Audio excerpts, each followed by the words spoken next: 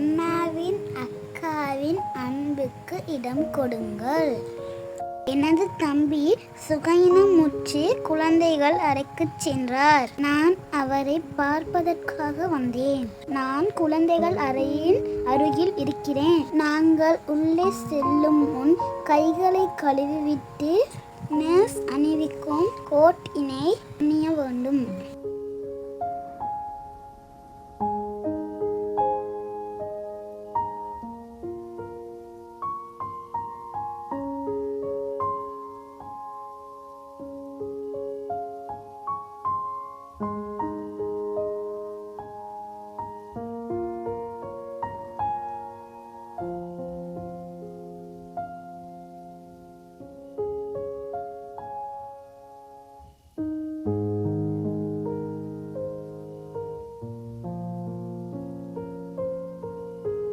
இதுதான் குழந்தைகள் அறை.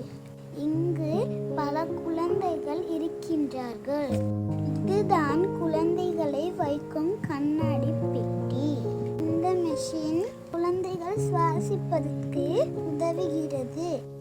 இந்த மெஷின் மூலம் மருந்துகளை கொடுக்கலாம். இவைகளை கண்டு பயப்பட வேண்டாம். இவை குழந்தைகளுக்கு உதவுவதற்காக இருக்கின்றன.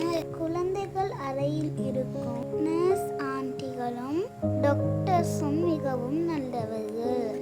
நான் என் தம்பியை பார்ப்பதற்காக வந்தேன். உங்கள் தம்பி அல்லது